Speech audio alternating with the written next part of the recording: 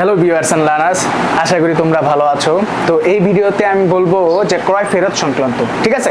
দেখো তো ক্রয় ফেরত সংক্রান্ত এই যে এখন একটু স্টেপ ফলো করতে বলছিলাম যে প্রথমে হলো ইকুয়াল টু এল প্লাস এর ব্যাপারটা, তারপর জাবেদা, তারপর হিসাব, ঠিক আছে?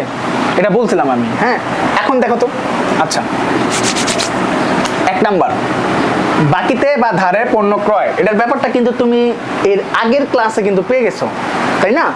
এখন দেখো তো ক্রয় হিসাব, পাওনাদার হিসাব, জাবেদা করতে পারছো? কোনটা কোন হিসাব? ব্যয় হিসাব, দায় হিসাব। দেখো ব্যয় দেখা মাত্র কি মাইনাস না ইরাস, আবার দায় দেখা মাত্র কি দায় কি বাড়ছে না কমছে? দেখো দায় কমছে, কমলে কি করতে হবে?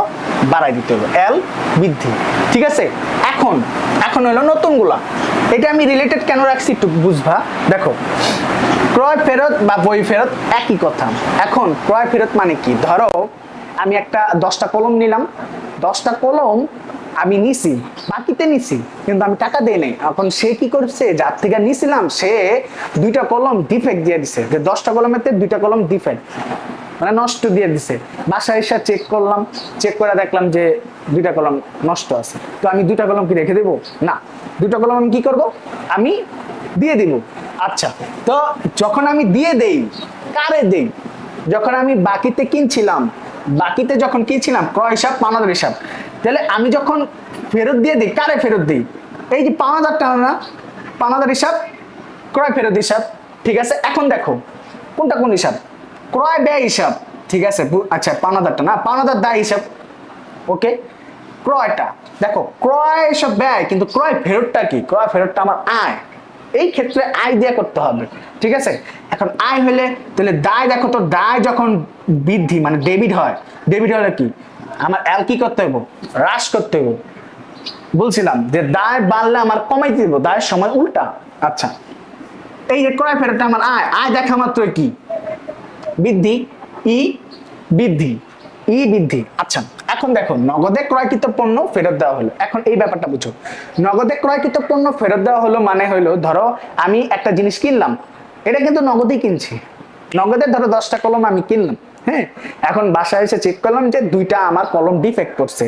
তো 2টা কলম যখন ডিফেক্ট পড়ে, তো আমার ওই যে ওই আগের মতো 2টা কলম আমার ফেরত দিতে হইব, হ্যাঁ? আচ্ছা, এখন আমি কারে ফেরত দিব? কারে ফেরত দিব? কি বলছে দেখো, যখন আমি ফেরত দিছিলাম আমি নগদ টাকা দিয়ে কিনছিলাম না, হ্যাঁ? এই যে দেখো আমি 10টা কলম নিয়ে আসছি, 2টা কলম আমার ডিফেক্ট পড়ছে, এই যে আমি নগদে যার থেকে আমি নিছিলাম, আমি কিন্তু বাকিতে নেই, আমি নর্মাল ভাবে নিয়ে নিছি, ক্রয় হিসাব, নগদান হিসাব বুঝতে।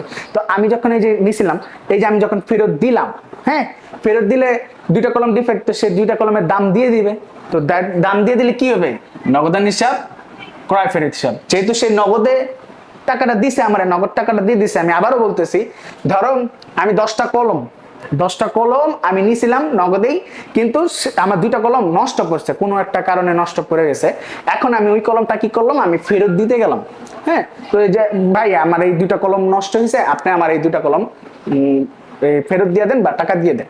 আচ্ছা, তো 2টা কলমে আমি দিয়ে দিলাম, আমার টাকা দিয়ে দিলাম, হ্যাঁ? তো টাকা যখন দিয়ে দিছে, এই যে দেখো নগদান হিসাব, ক্রয় ফেরত হিসাব, ক্লিয়ার? এখন দেখো নগদান কি সম্পদ না, আর ক্রয় ফেরত কি আমার আয় না, হ্যাঁ? এই দেখো নগদান সম্পদ, সম্পদ যখন ডেবিট হইছে, সম্পদ ডেবিট হইলে কি বাড়লে বাড়াই দিতে হবে, কমলে কমাই দিতে হবে, তাহলে এ বৃদ্ধি। আর আয়, এই যে ক্রয় ফেরত আয়, বলছিলাম না আয় ব্যয় উত্তোলন মালিকানা মূলধন দেখা মাত্র কি যোগ বিয়োগ করবা, তাহলে দেখো আয় দেখা মাত্র যোগ না, ই বৃদ্ধি, ক্লিয়ার? এখন এটা দেখো ওই সেম ভাবে চেক ক্রয়কৃত পণ্য ফেরত দেওয়া হলো।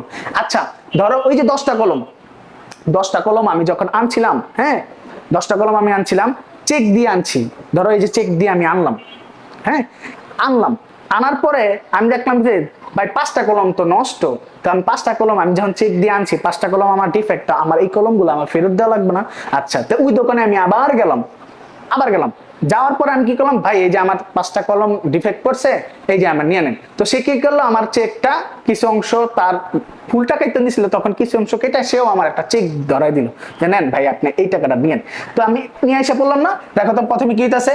ব্যাংক হিসাব, ক্রয় ফেরত হিসাব, এই যে চেকটা আমাকে সে দিয়ে দিতেছে, আর এই যে ফেরতটা দিয়ে দিছি, তাহলে ব্যাপারটা কেমন হলো? দেখো ব্যাংক হিসাব, ক্রয় ফেরত হিসাব, এই দেখো ব্যাংক সম্পদ আর ক্রয় ফেরতটা কি আমার আয়, তাহলে সম্পদ দেখো সম্পদ যদি ডেবিট হয় তাহলে কি করতে হবে, এ বৃদ্ধি মানে বাড়লে বাড়াই দিতে হবে, কমলে কমাই দিতে হবে।